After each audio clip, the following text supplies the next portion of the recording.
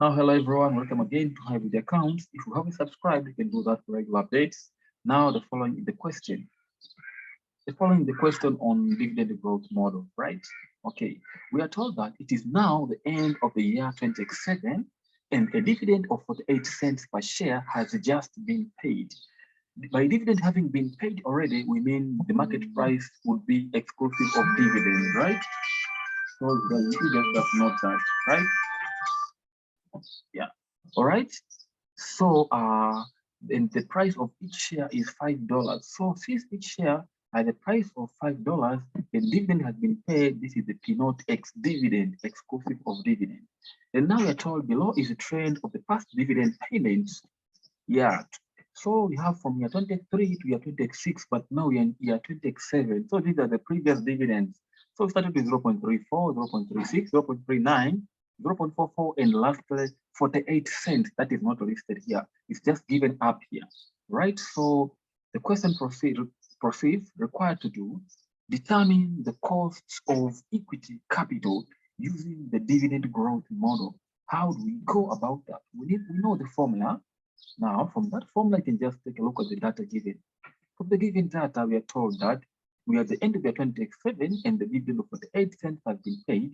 So dividend of 48 cents means $0.48 per share. You know, if you are given cents, you divide by 100 to arrive at the currency in question, all right?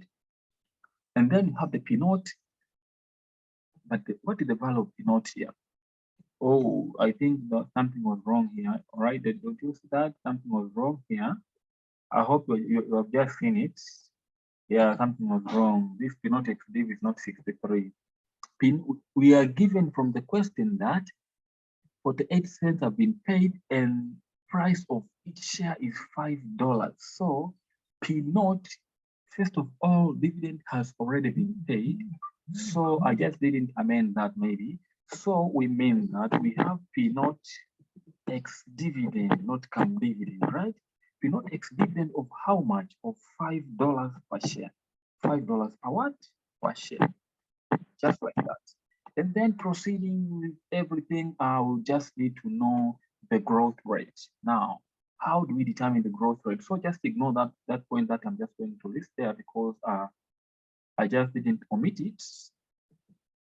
All right, so just like this, just ignore this. This was not complete. This one was for the previous question. Just note that KE equals the not 1 plus D over P not 1 plus not X div plus G. But actually from the question, we have the denote and we have the denote X dividend, but really we do not have something here. We do not have the G, the growth rate. Now, how do we determine the growth rate? First of all, I would like you to note one thing, as I just said. I just said that you have to ignore this one. This one, just ignore this one, right? You just have to ignore that one, so then you can proceed. I just told you that you have the P0 X div. So we have the P0 exclusive of dividend that is $5 per share, right? Yeah, this is what we have. So that's what we have. Now you can proceed, no problem. Now we are given here, we just need the G, but we don't have it.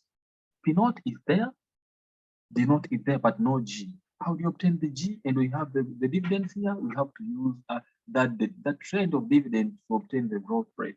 So this is the formula. G equals to latest dividend over earliest dividend per 1 over n minus 1 minus 1. What is the latest dividend? The latest dividend is 48 cents, which is 0.48 because it is on 27. The earliest paid was 0.34. So 0.48 over 0.34 over 1 over 5 minus 1. N minus 1. What is N? N is the number of years on which dividends were paid. So we have year 1, 23, 20x4 year 2, 20x5 year 3, 20x6 year 4, and 20x7 year 5. So N would be 5. Or you could just count the number of jumps and you would have 4. So just plug that into the calculator and you obtain G is 0.0909%. And now you are safe. You can just go and plug back into your formula here.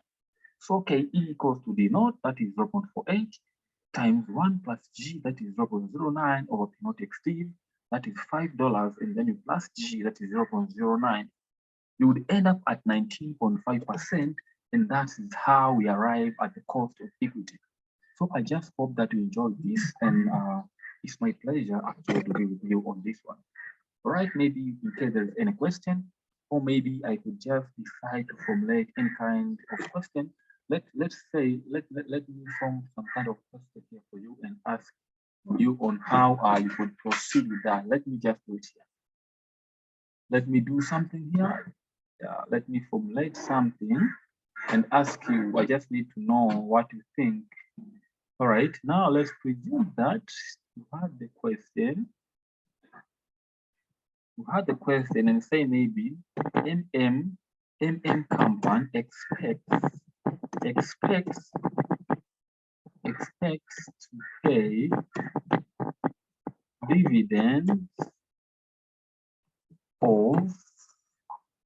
to pay dividends of $3 per share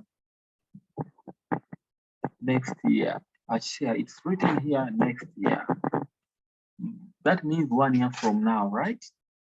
Exactly, that means 1 year from now. So the company expects to pay dividend of $3 per share next year. All right, that's what we're given already. And then we are told the growth rate is, let's say, 10%, something like this. That's the growth rate of dividend, growth rate. And maybe we are given one thing also, and we are told maybe about the price. All right, I just told the market price, current market price. Current market price equal to, let's say, current market price equal to how much? Let's just say current market price equal to $20, right? So $20 per what? Per share. Now you are told to determine the cost of equity. What is the cost of equity over here? How would you determine the cost of equity? Let's ask ourselves this question and finish up. The same as usual, I would say cost of equity, and for the formula states, it says that D naught brackets 1 plus G brackets over P naught, but this P naught should be ex dividend, should be exclusive of dividend, and then the whole answer out plus G, right? This is what we usually do. Now, the question says M company expects to pay dividends of $3 next year. That means this $3 is not current dividend, it's the dividend the next year. And you know, when you say the not 1 plus G, that means the next dividend. That means the current dividend, then after growing, we arrive at the next year dividend. So in that case, we are given D1. I don't know if you got me. In that case, we are told that D1, which is equal to D naught, brackets 1 plus G, already equals to $3. It's already given. And then maybe we have the P naught. P naught, now you have to know whether it's exclusive or inclusive. If you are not told anything in the question, you presume that the current market price is exclusive of dividend, because a dividend of $3 per share is expected to be paid next year. That means the current one probably has already been paid if nothing is stated.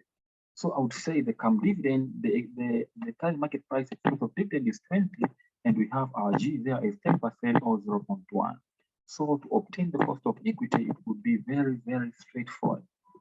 This one, D naught bracket 1 plus G, I could just write it as D1. So you have your D1 is how much? You have your D1 here at 3 divided by P naught X div, that is 20. And then actually I would add G, that is how much is 0.1. So having done that, 3 over 20 equals 0.15 plus 0.1 will be 0.25, that will be 25%.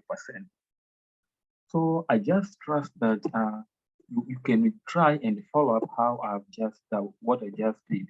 This was just a solution, all right? That was just a solution. So I just presume that you can follow up and know how to approach this kind of questions. Do not just take numbers, just consider everything. So that was all, and really, I wish you all the best. If you haven't subscribed, I advise you to do that for regular updates.